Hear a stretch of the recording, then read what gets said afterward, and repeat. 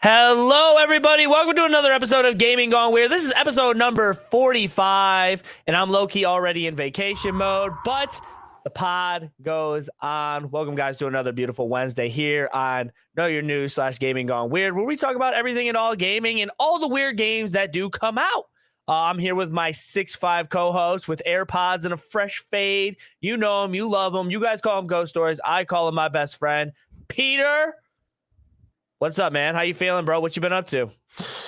I'm feeling good, man. I am just trying to stay cool down here. It's supposed to be one of the hottest weeks ever in the great city of Georgia, in the great city of Atlanta, and it is. Can confirm. Yes, it's terrible. It's not like when you walk outside and then you're like, oh, it's hot outside when you step into the sun.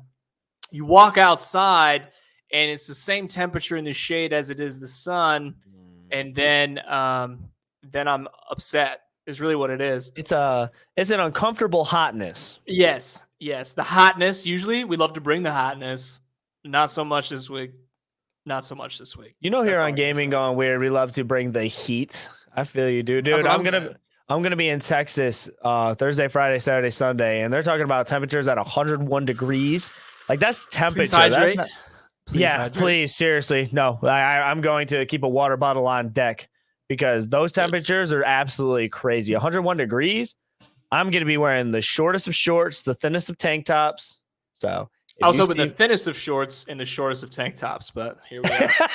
hey, and no matter how that combo works out, man, we could. I mean, like, no, either or would be good. I don't think there's I think that would be a perfect scenario anyway. Right. Like, so, So please hydrate. I will. I really will, because I know it's going to be hot and we're going to be walking around all day, but I'm just seriously excited, man. If you guys don't know who I am, I'm the host of co-host of Gaming Gone Weird. My name is Nicktana, and I'm going to be bringing to you a bunch of news for this week, as well as games that are coming out. And also, we have a lot to talk about. We're going to be talking about more discussion pieces about gamer burnout, because that is definitely a thing. And then we also want to talk about getting rid of that backlog, that gaming backlog that you guys have had piled up to the ceiling of games that you're like, oh, I'm going to buy it. It's on sale. Let's get to it. And it's just like, you never touch it. You never absolutely touch the games that are just forever old, or just you're like, I'm going to get to it. And then time goes by. Yeah, it was on sale. Why not get it? Don't we all say that? Don't we all say that as a gamer? Yes. Like, oh, I remember when this game was $50 and now it's like $15, and you're like, I'm going to buy it. But then Pikmin 4 comes out, and that's the only game you could possibly think of in your head. Dude, I have been thinking about Pikmin 4 for a hot minute. Try it, man. You gotta try it. It's fun. I have to try it, but I just haven't wanted to spend the 60 bones on it. But like, trust me, it's been haunting my mind, because when that game gets a Metacritic score, like a score better than Final Fantasy 16, one of my favorite games right now, I was like, okay,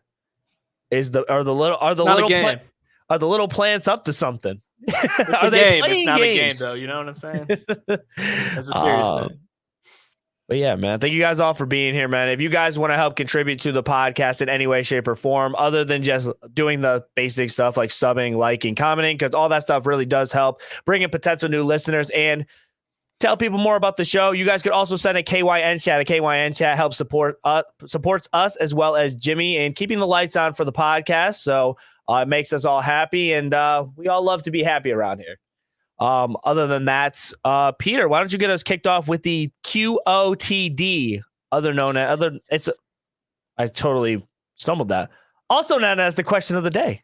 The QOTD, the cutted. All right. The question of the day that we have for you guys this week is, when is the best time to purchase a console during the console's life cycle? Okay. And I was thinking about this because I just picked up a Switch for the first time. Okay. It's the OLED. It's got the biggest screen. I don't know much about it outside of that. It's got the biggest screen, so it felt like a good purchase. But just something to think about, because when companies come out with consoles, they have a lifespan. So probably 5 to 10 years, somewhere in there.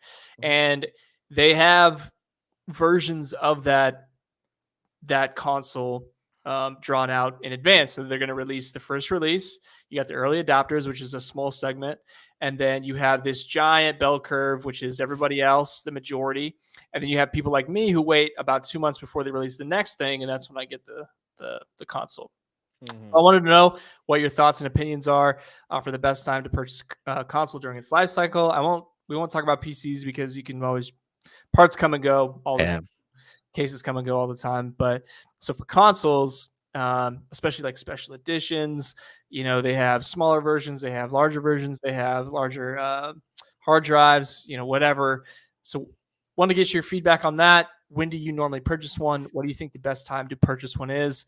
Time of year even? But right.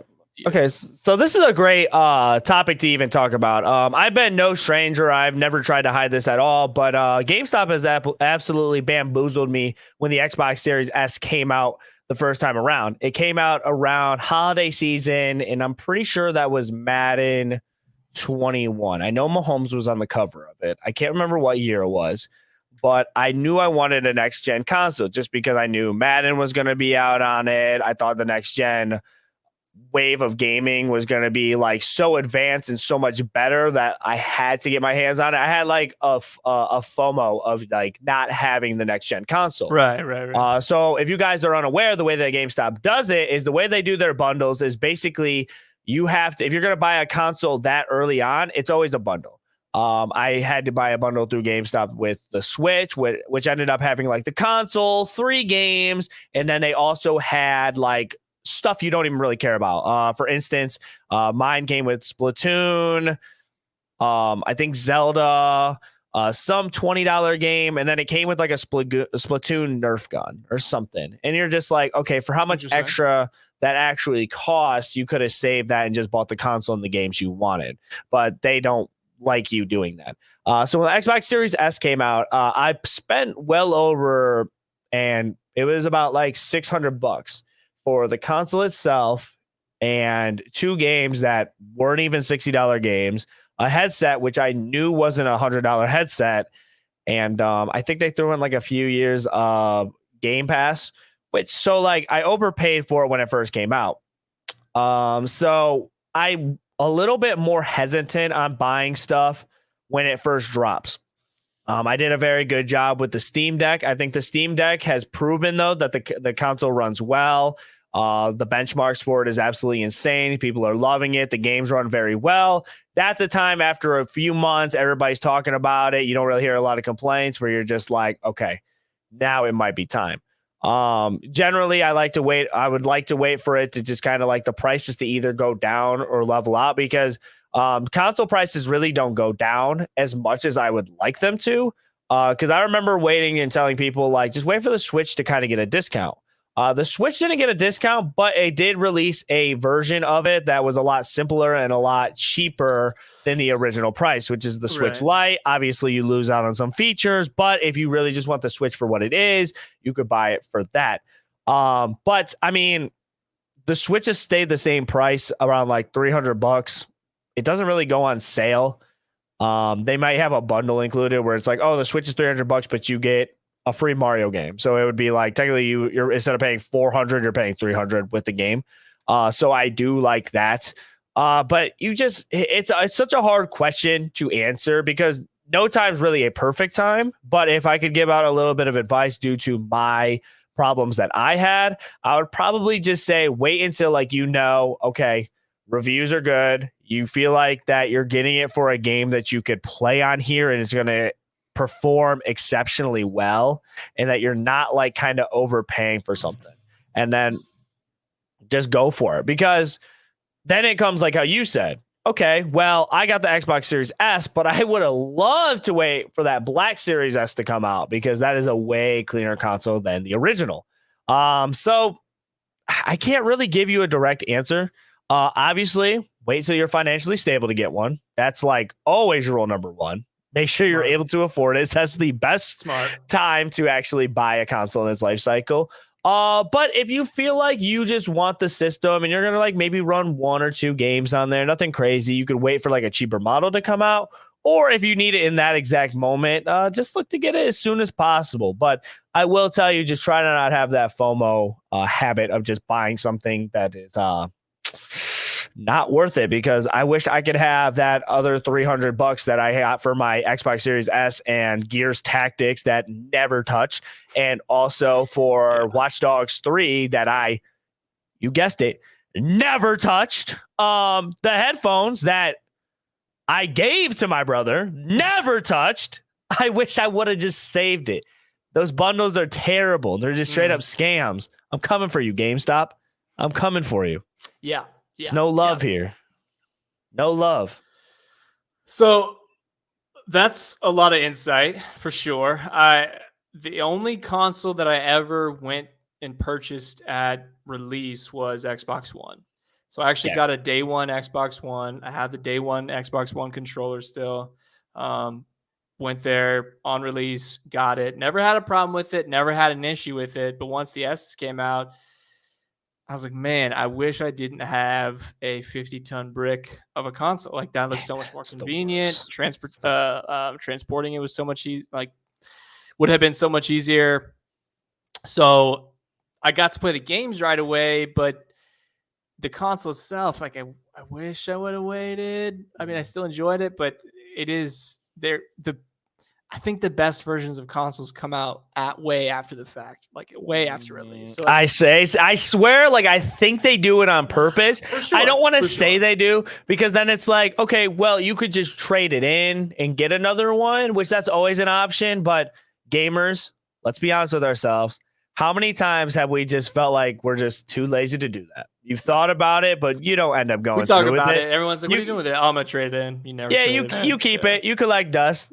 Hence the 6 consoles that are back there collecting dust that don't get played like they should. So like that Xbox One was the first one for me, but the Switch, I feel like I'm buying it maybe 1 or 2 years before they actually release something else. Yes. But the version that I got, I've compared it to a different Switch, and it's like, this feels like the best possible version of what's out right now. It is. The Switch Lite, I don't think I could ever do that. Being able to have the dock and plug it into the TV is just so easy. It's so nice.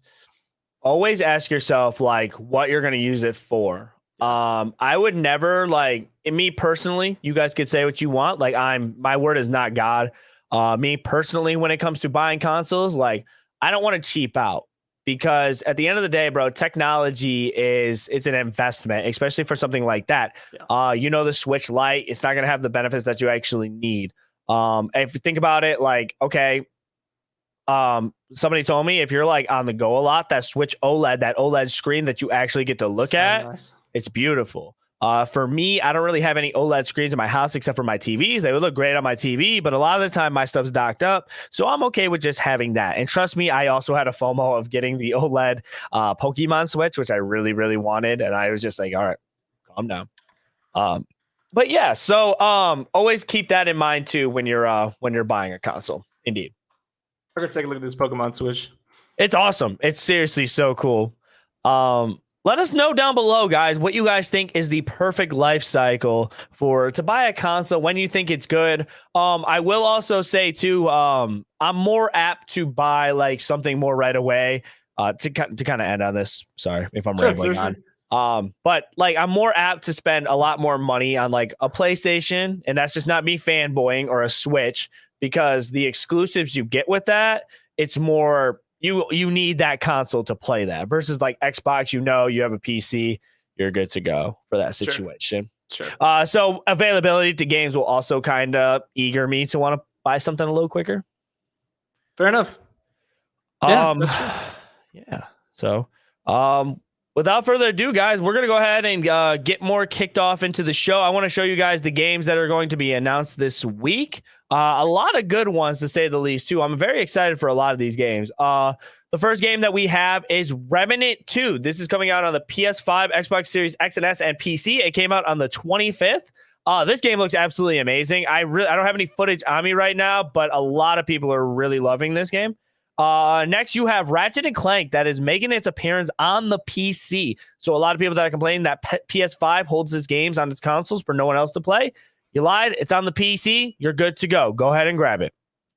Next game we have is The Expanse. It's a Telltale series game that looks very great. I watched the trailer and I was kind of drawn to it, sort of like a movie, and it has a space theme to it. So if you do like Telltale games that don't have a lot of Telltale games. They don't have a lot of gameplay, but the story and the options that you get to pick are absolutely great. And then a game, last but not least, that I saw that I got blown away by is Disney Illusion Island, which is a $40 game. It's a platformer. I love this little art style it has. It's Disney. It's cheap. It's a platformer. I have my eyeballs on this game, so I'm very, very, very lenient towards getting this Disney game. I like the mean art, the mean expressions that I like it. It gives Disney a different look. Like it gives it a little edge, and I like that. I like that. I like Mickey having a little bit of you too. You know what I'm saying? He got a little bit of humph to him, and I love that. I love to see that. Yeah, man. Any games that you think you would pick up from that list at all? Anything by Telltale, I would absolutely play. I think that's. I looked at that. I think that's one of the most amazing series of games. Amazing studio. I'm full board for them. I'll support anything that they do. So, I love it. Telltale. That's your guy. Dude, I'm telling. Right there. Hey, who's over there? Sorry, all right. The guy that's giving me the cue cards in the corner. That's who's over there. Any Telltale game? Yeah, I'm super down for. What about you? Anything from that list? Oh man. So while I'm figuring out my lefts and my rights, let's get into our first topic of the podcast before I lose my mind. Was there anything on that list that you wanted? I'm sorry. Remnant 2. Remnant 2 looks awesome. Okay. Mm-hmm. I think Remnant 2 looks very good. The thing about that game, I'll get into it real quick, is it's basically like it's generated differently, so two people won't have the same gameplay or the same story each time. Yeah, so like I'll start different than what you start, and then I might have a different ending than what you have. So it's like the campaign, you can start off in like a bunch of different locations and stuff. That's cool, man. And it looks like it has a third person gameplay, so it kind of looks like Gears of War too, like the combat. I've noticed. That's such a cool idea. Check it out. Check out Remnant 2, guys. The first topic I do want to get into is nothing too crazy. It's something a little slight, but if you guys love games like Spider-Man, Wolverine, Ratchet and Clank, well, this tweet is for you. Just so you guys know, there's a new unannounced AAA title that is being worked at in Insomniac right now. This tweet from Dream Walker says it itself. They've been working on another unannounced AAA aside from Marvel's Spider-Man 2, Wolverine, and apparently there's not a lot of stuff on it, but a former Blizzard developer is working on this project. It's years and years away to come, but is this something that you're excited about, Pete? Because I feel like with this game or like this team, they put out a lot of bangers, like PS5 or Spider-Man 2, obviously Spider-Man 5 or Spider-Man 5. What? Spider-Man was a great game, and Spider-Man 2 looks just as good. And Ratchet and Clank was one of my favorite games that came out for the PS5, and it really took advantage of that PS5 feel. Like it took it like a lot and pushed that system to its limits and used a lot of stuff that benefited for the PS5 and came out with a great game. A lot of games I can't say for the PS5. So I'm very excited to see what they're working on that's new. I have told you many times, as I'm sure you can remember, that your Ratchet and Clank streams was like just like that was one of the nicest looking games I've ever seen. And you streamed that like very early on, and I was watching that like I can't even believe this is gameplay. Like that's an incredible looking game. I'll also say that the Miles Morales title, if you're ever scrolling through TikTok, you will often find people who are just playing music and just swinging through the city. For some reason, I'm in that algorithm. I get so glad you said that. I have wasted hours. I have wasted so much time watching people swing to Evanescence, bro. Dude, exactly. I am just in, dude. I get lost in those live streams all the time. It's just like if the title's like swinging tunes or something stupid like that, but I like get sucked in so easily because it looks so engaging. It's like so compelling. I don't know why, but it's beautiful. It's a beautiful title. Xbox fanboys be like, "Oh, are you just gonna swing all day with the same swinging animations?" Like, yes, we will be. No, it's really nice. It's really nice. I don't know. I'm excited, man. They make good looking stuff. They did Sunset Overdrive. It's cool. It's very stylized. It's artistic. They make good games. I want good games, so I'm excited for it. Right. I wish I could give you guys more info on everything. It's just kind of cool to know that Insomniac is cooking up something great. Because they really do make great titles, and seeing that they're working on something after the engagement that it's been getting with Spider-Man 2, Ratchet and Clank, it's finally out on PC. People are enjoying that for the first time that don't have a PS5. I'm just excited to see them. I'm letting them cook, as my son would say. Let them cook. I love that. The next topic, getting into it really quick, is Madden 24 has released their new ratings for the teams that are going to be in the game. And I wanted to ask Peter what he thinks about some of these ratings, because I'm going to go ahead and pull up the offense right now. These are the top 10 teams that you could use in Madden 24. The Chiefs with an insane rating of 91. Bengals in second, Eagles third, Bills fourth, Cowboys fifth, Vikings sixth, Ravens 7th, Browns 8th, Chargers 9th, and the Dolphins at 10th for the 10th highest overall in the game for offense. For defense, you have the 49ers with an 88 overall rating on defense, and I can't remember a team that high of a rating for defense except for like making a custom team in Madden. The Bills are also at an 88, Cowboys at 87, Dolphins get an 86, Steelers at 85, Chargers at 84, Eagles with 83, Browns with 83, Jets with 82, and the Patriots at a whopping 82 overall for defense. Pete, do you feel like these ratings are fair? Do you feel like someone got snubbed? What are we thinking here with these Madden ratings? I have a snub. Okay. That I want to bring up. And the disrespect on this name. You're not allowed to bring up your own team. It baffles me to no end. Okay? This player from Philadelphia carried my fantasy team last season. And the fact that he's even touching Dak Prescott in these ratings it's offensive, really, is what it is. It's offensive, Nicktana, is what it is. And let me tell you why. The fact that Jalen Hurts is not even in the 90s, not even 90, and you're saying he's one tick better than Dak Prescott, who, by the way, is exactly the same, statistically speaking, as Kirk Cousins. So let's not forget. Whoa, bro. Hey, look. I love having you on the show, but we ain't gonna slander Kirk Cousins on this podcast. Exactly. Why is Dak Prescott above him? It makes no sense. How is Jalen Hurts not at least a 90? If you made the Super Bowl that year and you led your team to a Super Bowl, you should be a little bit higher. A field goal. Yeah, and it wasn't 13-10. It was 35. So what are we talking about? Yeah, the out of bounds host and co-host they're gonna what come are we at us. Talking about? Who's making these stats? I don't know. That is who makes this crazy. Game, dude? What I thought was crazy because I looked at the 99 club and seeing the 99 overalls. The Chiefs having 299 overalls is absolutely insane. And then obviously you got the Gritty King. I don't know how Aaron Donald gets a 99 overall, and Zach Martin. He's because his PR agent's amazing. Like, dude only played like what, 6 games, 7 games. What are we talking about? The ratings what are we talking about? The ratings are always so bad in Madden. I really don't understand where they pull some of these ratings from. Calvin really missed a whole year last year, and he came back. And since he's on the hype train for him being in the Jaguars, he's like the highest he's ever been in Madden. And like, I'm just like, where was this love when he was on the Falcons? It's actually ridiculous. What are we doing? What are we doing? What are we doing? I really want to know how they like pick what rating they're going to be. I feel like some of it has to do with like legacy.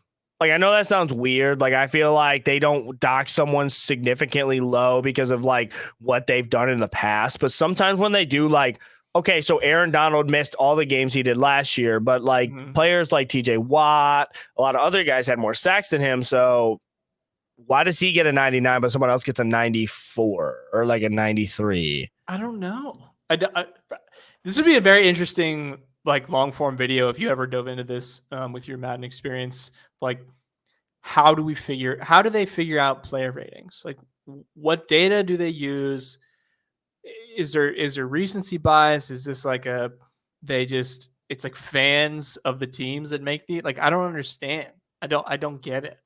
I don't know. Also, I don't know why I'm so triggered by a game rating for a player, but like Jalen Hurts not being at least 90 is wild to me.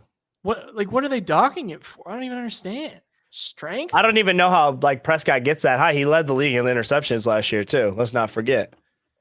Why isn't that a statistic?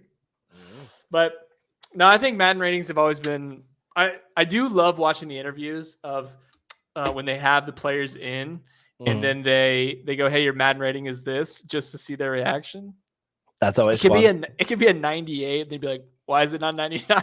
Like, it doesn't matter at all. But it's so funny, dude. Like this year, they did something to where they talked to the players, and it was like a truth. Like they had a lie detector thing on him. He's like, "Your juke move is a 78. You mad about that?" And they're like, "No." And then like the lights turn red. He's like, "Ooh, seem like you're mad." And they just start laughing. They're like, "Oh, don't do that." So what do you think the biggest snubs are, or did you have a chance to kind of write those down? I don't really think anybody got like super. Like I feel like a lot of people did get snubbed. When it comes to the offenses and defenses, I think they are okay. I just don't know how they come about with these ratings all the time. Like it seems like for offenses, the Vikings are like very high. I feel like the Vikings are super high. Like yeah, they have like Justin Jefferson and Kirk, but other than that, they lost their running back. Whatever else, I don't know. That's way too high in my opinion. But who do you think's what's gonna be your go-to pick when you play Madden 24? Who's gonna be the team that you rock? I mean, you always got to play the hometown team. You know, the Hawks. I think that's a sleeper pick, obviously.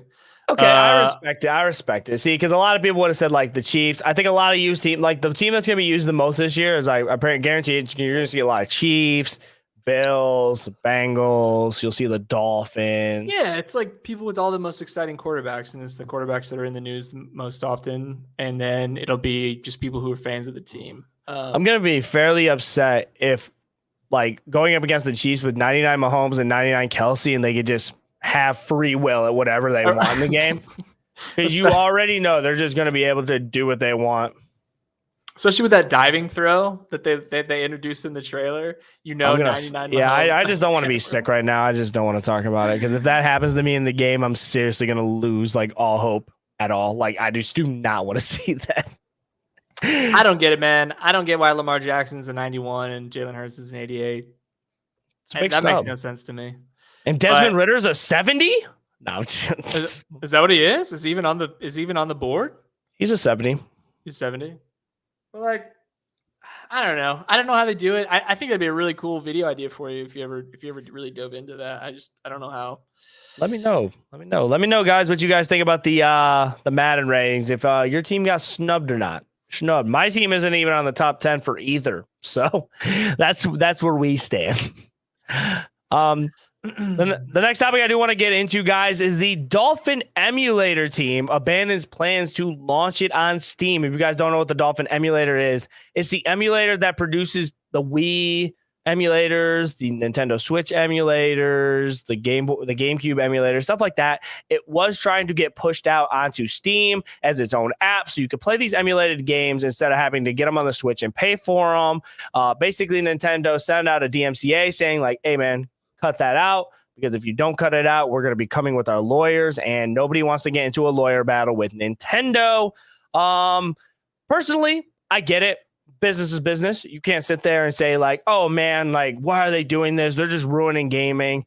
But I will say at the same time, if you get rid of this, but you don't plan on releasing any of those older games, then you just got to let it go. You got to let people play your old titles some way, shape, or form. I'm totally against being able to emulate games, especially if it's like a Switch game.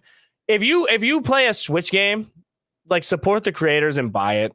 You know what I'm saying? People put in work to do it. Getting it for free is kind of like it. It's kind of a scummy thing to do. I feel like, in my opinion, that might be a bold opinion to a lot of people, because it's like, why don't you just get it for free? What I'm not against is if you can't get the game and it's like, "Oh, I want to play NFL Street 2. Okay, we'll pay $100 and get it for the GameCube." No, I'm good. I'll get it on my PC through 3 download links. That's a different story. You know what I'm saying? If you don't plan on releasing the game, then just let Dolphin Emulator do its thing. But other than that, I'm just kind of, it sucks. We thought we were going to live in a time where like, hey, we might be able to emulate some of these games on the go. A lot of few GameCube games that I love. Think about like Mario Double Dash. That's probably never going to get made again. Or a game like NFL Street, or maybe some of the James Bonds, or some of the NBA Sonic Street games. too, Yeah, man. like stuff like that. That is like, okay, like that would be actually cool. Wii games that are probably $1 million now. What do you think about this? What do you think? What are your opinions on it? So Nintendo not taking legal action. I don't know, man. I just feel like Nintendo is one of those companies that takes their, I feel like they're kind of like Disney, where it's just like a no exceptions, no nonsense. We own what we own. There's absolutely no discussion to be had about it. But I really like your point about, if you don't plan on releasing it, then what's the problem? Are you like, especially if you're not announcing, you're like, hey, we have no real intention of doing this, or like, why not work with the team itself? Why not promote them? Why not make a deal with them? Why not purchase them? Why not buy them out and just like have them run it for you? You could build hype with the games. You could, whatever they could do with it. I don't know how emulators work though. So the fact that they have a team where they can just take games and make them available seems kind of bizarre to me.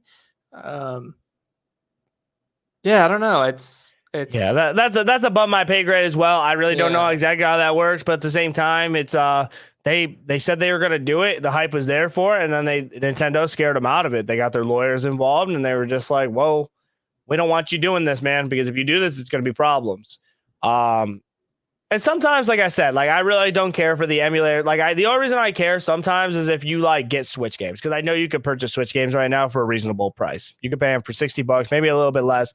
But if you're doing it for the sole purpose of playing that childhood game that there's no way you could possibly purchase unless you pay $1 million on eBay, let's emulate the game. Let's go for it, right? Yeah. That's about the only freaking way and how that I'll ever emulate something. Seriously. I think I like played Mario Kart back in the day, or maybe Pokemon. Double Dash? Nah, like one of the original ones, or like the original Pokemon. But outside of that, I've never done it. I was always afraid of downloading something that was going to break the computer. So I'm sorry, guys. I thought we had a man of culture here on the other side of me, but apparently not. He hasn't played Mario Kart Double Dash. I thought you like played games. It's getting late, man. Let's wrap this up. Anyway, all right, guys. Thanks for. What the, like? Are we kidding though? Like, why Mario Kart Double Dash? I mean, I could make a whole episode about that on its own, man. Double Dash. I've definitely played Double Dash before. Okay, who are your characters though? I need to know if you really were down. The only character that I've ever played, really was Kirby, but I don't think he's in Double Dash, from what I can remember. No, he's not. Okay, man. I'm gonna put you guys on. I'm gonna put you guys on the game right now. Every time you guys play Mario Kart in general, you guys want to pick the smallest and lightest characters you possibly can. You want to go ahead and go Baby Mario, Baby Luigi, Bowser Jr., Diddy Kong, all the baby characters. Get the acceleration up. You want to go red Koopa Shell, green Koopa Shell. All those guys, if you know what I'm talking about, you know what I'm talking about. The acceleration boost, you want that all the way up. Come on. This is like typical knowledge right now. This is typical stuff you should know. Is it typical knowledge? Yes. You stood still for a while though. I thought I was holding the stare. Why Nick copying my hair? Next topic. All right. Chat going crazy. Hi, Jay. Hi, Coco. How is everybody? We're going to go ahead and get into our first discussion piece of the night. Peter brought this one up, so I'm going to go ahead and let him talk about this topic and lead us into the discussion piece of the day. So this discussion piece, we want to talk about gamer burnout. This is just an article that I stumbled upon from a single author on GameSpace. They're talking about gamer burnout. And I think it's something that we've probably brushed on in previous episodes of like, we have so many games to play, so why don't we play any of them? Yes. Like not feeling like anything is exciting or worth our time, or yes. I think sometimes we have pointed to games not being good or the lack of good games out to play, but there are good games there are good games on the market. It doesn't matter what year they were released. There are quality products that we can play. So some of the reasons that this author had listed for the reasons for burning out or being experiencing gamer burnout, they had said external reasons, family troubles, work problems, things happening where you live, the country, the world as a whole, basically saying you're absorbing too much negative information from outside your space. The gaming process, especially if you're a content creator, has become a job. So it's no longer, you're not looking forward to it in the traditional sense versus you're like, oh, I'm playing games tonight. Oh yeah, but I also have to record 2 hours of it and I have to do this and that and cut footage and do voiceovers, whatever. And the one that actually stuck with me was too many choices. That's a good one. I like that. And we've talked about this before, where when we were younger and we might get 2 to 4 games a year. Like we might get 1 game a quarter because we can't buy it ourselves. Friends, family buy it for us. So you like celebrate that game because that's all you have to play for the next 3 months. Whereas now you can spend $10 a month. So essentially, $120 a year, and you have this constant rotation of hundreds and hundreds and hundreds of titles. Most of them not great, some of them good. A very small percentage of them are awesome. But you go in there and you basically scroll, and part of the argument that they had made was you don't want to make a mistake and waste your time on a game that ends up you not liking. So all you do is you end up scrolling and scrolling and scrolling, and then an hour has passed, you've played nothing. So that's kind of the point that I stuck to. But wanted to kind of get your, and again, we talked about this, but just wanted to eventually the article leads into, it might just be burnout in other parts of your life that's like bleeding over into the gaming space, or any leisure space, whatever that you're into, because it's probably possible to have burnout, whatever you're doing. But want to get your opinion, your feedback, if you've experienced it, how you've experienced it, how you've remedied that. What have you done to fall back in love with what you're doing as far as the gaming space? This is a very good topic. I commend you for picking this up for the podcast, because this is something I'm very, very inspirational on. I love to talk about, I love to touch on and bring out in me, because it's no lie. People could say it as much as they can, like, oh, just stick through it and grind it out. But a lot of the time, man, it's kind of hard to, bro. With Peter saying that there's about every time we do the games that are coming out this week, I always announce like 6 to 7 games. So you add on to these 6 to 7 games that come out every single week, and it's like, okay, then they're really good games. And sometimes that could be either a curse or a blessing, because it's like you really want to play these games. They look great, but at the same time, bro, sometimes these games will take 20, 30 hours to beat. Most of the time, you get your normal single player game, 10 hours to beat. That ain't nothing. I've learned to just sit down and just kind of grind it, and it could either be a very good time or it could be a very draining time. But then you get into a lot of these MMOs. These MMOs are just traditionally so grindy, and a lot of stuff happens in them. Look at Diablo. The Diablo devs were actually saying, like, it's okay to go ahead and feel like you have to take a break. Another game of Psychonauts. Psychonauts also taught me, and it also taught a lot of people that played that game, it's a mental health game. It's a puzzle game. It's a game where it's saying it's okay to set down the controller. If you feel uncomfortable what's going on in the game, set it down. And I think as a gamer, and for you guys being gamers as well, it is important to look at your mental health, and it's important to look at your health in general. And I think a lot of times we get past that because it's like we just game.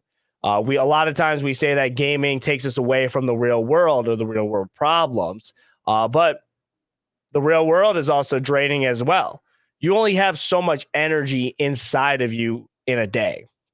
Whether you believe it or not, you could try as hard and willingly as possible to try and forget about that, but sometimes it's still in your head. So I definitely feel like there's a few things to get rid of this. Obviously, the smart thing to do. Or just like the more off the top of my head, like first thing that comes to my head, take a break, set it down, go do something else. I know when I do this with my phone too much, it's like, go ahead, set it to the side. I'm done looking at my phone. My phone's stressing me out. I'm irritated. I'm throwing it to the side. I like to go outside. Going outside, going for walks, actually talking to myself, ranting to myself. What do I need? What am I feeling? What's today having stored for me? That does a lot for me. Today before the pod, I was kind of stressing. I'm like, okay, I got to get ready, notes, everything. It was like 6:15. I got up and I was like, man, I'm going to take the dog for a walk. Took the dog for a walk, 30 minutes, came back, replenished. I'm good to go. But gamer burnout is definitely a thing. My thing for you is also remember a simple tip that my friends have always taught me and a lot of people in life taught me, quality over quantity, because there are a lot of games nowadays that you could just play that people are releasing all the days. You got indie devs all the time, and indie devs do release very good games. But when you get games on Game Pass, they'll release like 7 games at a time. And some of them, I'd say about 5 of them, and no disrespect to the people making them, let's be honest, they seem unplayable, not your type of game. You like what you like and you know what you like. So it comes down to taking your time and valuing what you do and corresponding that to gaming. If you feel like you're not right for the day, then you got to go ahead and do something else. But always think about yourself before you like commit to something big as like spending like, oh, I'm going to spend 8 hours gaming, because sometimes like when you grow up, it's just not the case anymore. I got kids. I'm grown. A lot of my times it's like, okay, I can only get in 4 hours of gaming today, but that's okay. Like it is what it is. Like you got to deal about adult stuff. Yeah. Yeah. It's, I don't think that like, I don't think that gamer burnout really is isolated to just playing games. I think it does latch on to just regular burnout. It's like whatever that activity is, you know, if you're super into knitting, if you're super into puzzles, coin collecting, you can just get burned out. Right. Exactly. So if that's your jam, I mean, one of the points that they did make in here, which is something that I've done recently too, is changing genres of game. That's true. I haven't played a JRPG since, and we'll count Pokemon as a JRPG, but if you can even count that, I mean, I haven't touched the genre, and getting a Switch in the last month, and actually that was outside of Pikmin, but that was the first game I picked up, is like something I never ever touched before. I haven't touched it in a decade, and I'm like, oh my gosh, like there's a whole genre I haven't even touched for 10 years. Like there's so much good stuff. I'll let you get back into it, but like we should really look into playing that Sea of Stars demo. I'm going to download it before I get on this plane, and see how it's like JRPG. Yeah. So give it a shot. So switching genres are a really good one. Like you said, put the controller down, turn the PC off, go do something else. I'm a big proponent of exercise, as boring and lame as that sounds, but like it makes everything easier. I promise. Gym is huge, bro. Yeah. The gym is huge, man. I don't know. Like working out and stuff like that. I'm not even a big like muscle head. I just love putting good stuff in my body and then going and working it out. You could just tell you look better, you feel better, you have a little bit more energy in the day. Less stress. Less stress too, because all that stress that you build up, man, and you're just like, okay, I got to go work this out. I'll go ahead and run this out real quick. I'll lift this out. You feel so much better, and you have your headphones in. You're just in with your thoughts. Yeah.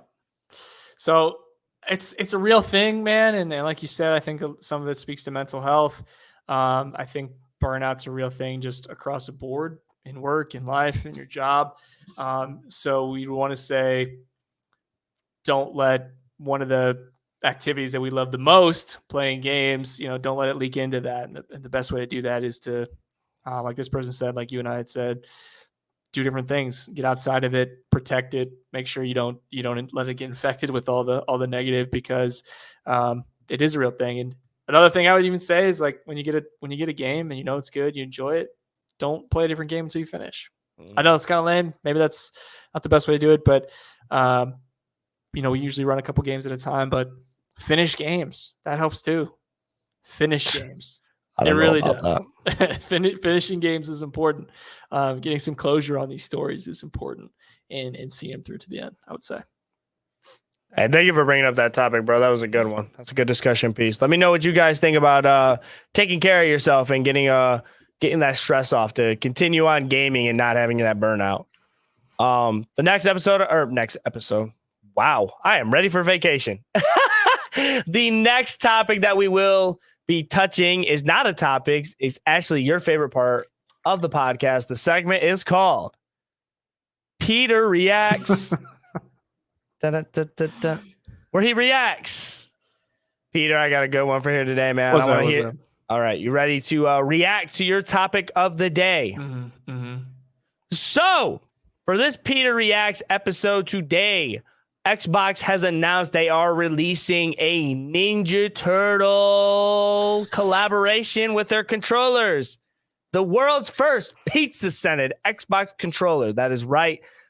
In tradition for the new Teenage Mutant Ninja Turtle Mutant Mayhem movie, they are releasing 4 custom controllers that all smell like pizza with their own little themes. You got Leonardo, Raph, Michelangelo, Donatello, and of course they smell like good, loving pizza.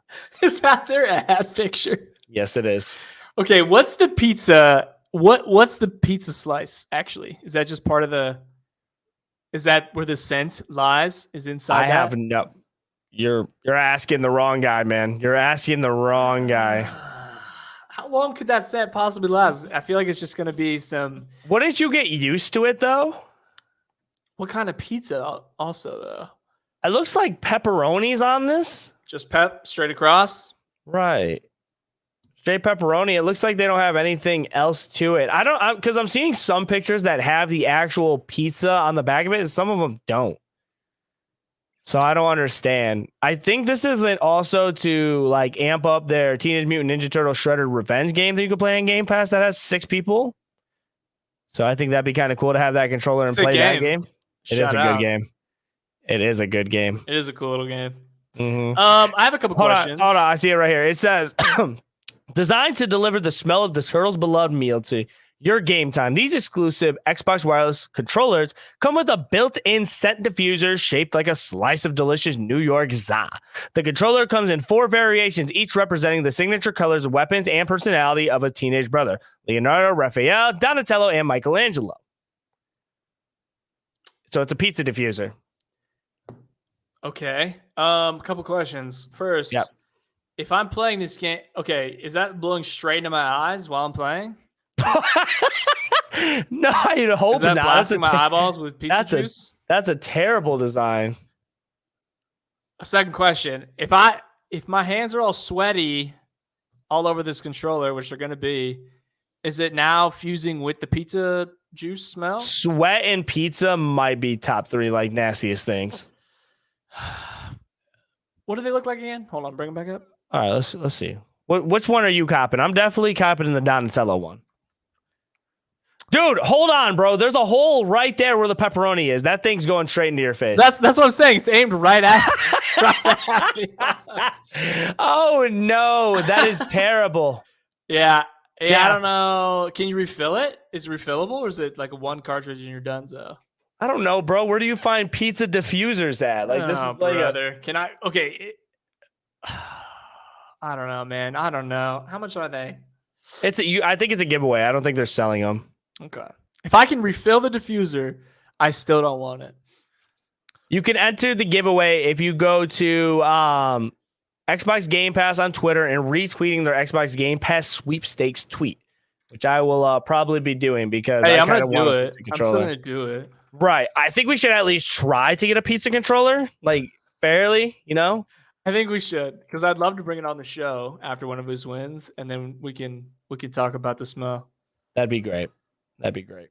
Is this an April Fool's joke? No, it's not. We're in July, Peter.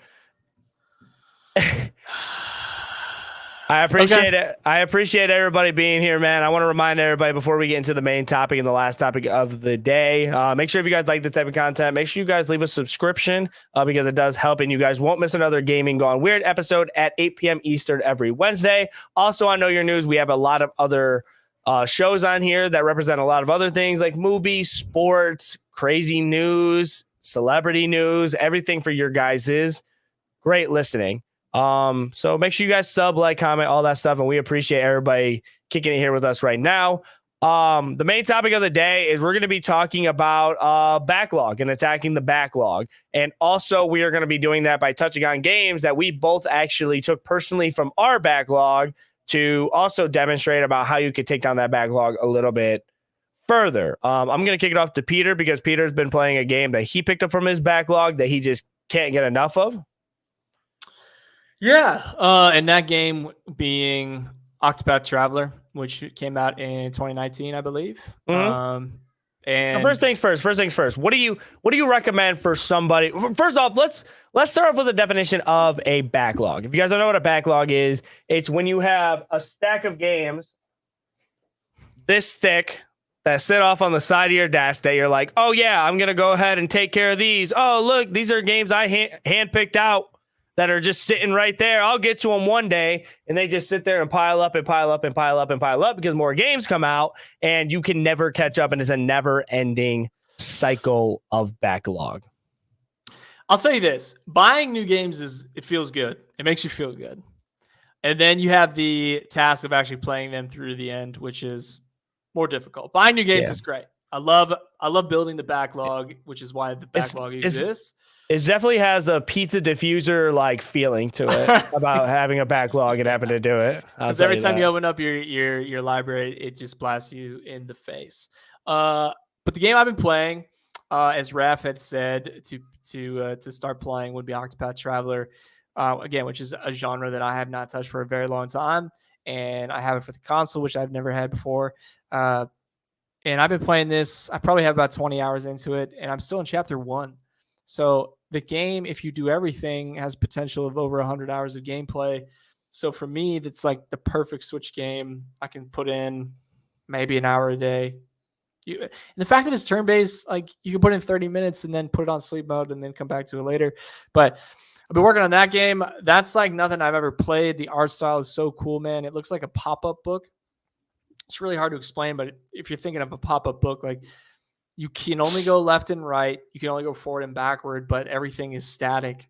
Like all the environments are static, but it's like, it's an art style I've never seen. The boss fights are really cool. It's difficult. There's a ton of strategy. There's like dozens and dozens of items. You have 8 different characters to choose from to build your party, but they all have their own storylines. So you have to complete storylines times 8 because they all have their own little, their little story of how they came together. I hope that the game ties everyone together at the end and they all have like a common goal. We'll see.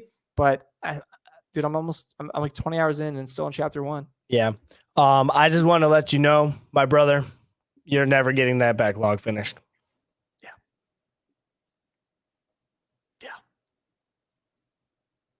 Octopath Traveler. I'm playing it. Man. It's cool. And then it makes me want to play the next one, but I feel like once I finish that game, I'm not going to touch the sequel, which you have as part of your backlog.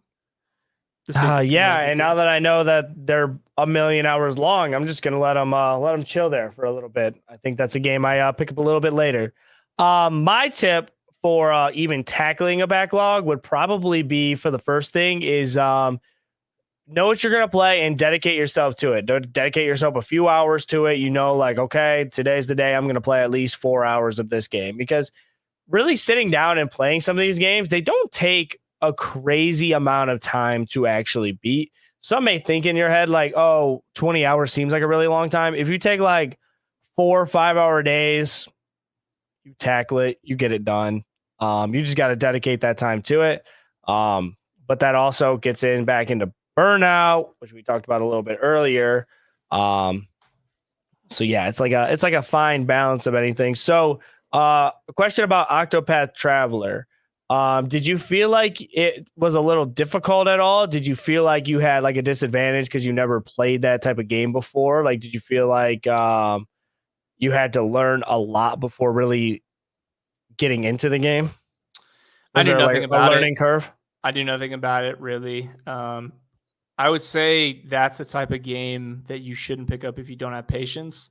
Mm-hmm. If you're like in a rush to finish a game, that's 100% not the one. If you're not into reading dialogue bubbles, that's not the game for you. There's a ton of dialogue bubbles. The art is so well done, though. Like the visual graphics, the visual effects of the combat, and the like when you go into a boss fight, they exaggerate the size, the art of the boss, and then you have your little, you have little sprite characters. So everything always looks like this huge task that you have to overcome, which is cool, which is a cool concept. But they also had to write 8 stories for 8 main characters, which is insane. So, yeah, that's crazy, and I don't know how it ends, and I hope that you kind of get this like feeling that they're trying to tie everything together. So like these 8 strangers come together and they have a common goal at the end. That would be my ideal way for the game to end, but it's just so long. Like the game is so long. So you gotta have patience. You gotta just be like, this is the game. When I open this console for me to switch, like that's just what I'm playing. Out of curiosity, what else is added to your backlog besides that? How thick is your backlog? Do you got a list of games that you're kind of just like taking it little by little, thinking about what's the next step? Do you always like consider what the next game's going to be, or are you just going random? Anything that has multiple games in the series. So theoretically, you could say Octopath Traveler 2 is in my backlog. Pikmin 2, 3, and 4 are now in my backlogs because I picked all those up because I just love the series so much. I would say half of the Telltale games are probably in my backlog at this point. So did The Walking Dead, did Batman, but they have a bunch of other ones, and now they're coming out with a new one. So it's like those games I know are just a grind. So it's hard they sit in the backlog because I know it's a project once you start it. Mm-hmm. It's not multiplayer. It's not a shooter. It's not, you can't just hop on for 2. It's not Exoprimal. You can go on for 45 minutes. Wow. Go crazy. Use 0 brain power and then log off. Wow. Just saying. Woo! That got me a little hot. It's just reflexes. There's no thought whatsoever. And for noobs. Which is, but that's what makes that part of what makes that game great. You don't have to think. You can just go in. You could shut your eyes basically and just play. It's just totally pointless and thoughtless. And you go and you kill a bunch of dinosaurs, and then you fight some multiplayer people, and then you log off, and then it's just it's gone. It's gone forever. This is so fun. Both have their place, though. Both have their place for sure. What about you, though? So this was like the first time in probably I stopped gaming for like a little bit for like 2 weeks, I would say. I haven't really picked up any games, didn't really know what to play, but a new Prime Day was around. And like we said earlier, games are on sale. Let's go ahead and let's buy them because they're on sale. So I bought a handful of games, and it's like a lot of them Switch games because Switch games usually don't go down from that $60 price tag.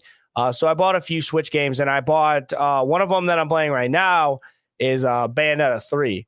Mm-hmm. And I was kind of skeptical about starting Bayonetta 3 because I always do this to myself, and I think it's unfair, and it's very I feel like it's a disrespect or a slap in the face of the other great games that come out with 1 and 2 and just kind of skipping to 3 because you didn't start playing the other ones. But so I started 3, but I really wish I would have started with 1 and 2.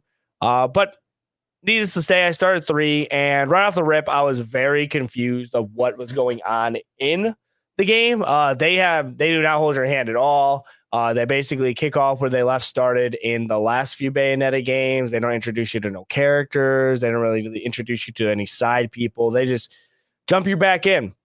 And this is the first time I've seen this in a game for a really long time because I felt like a lot of times when they came out with like a sequel to the game, they make it to where it's like, you won't need to play the first one to understand what's going on, but it really does help.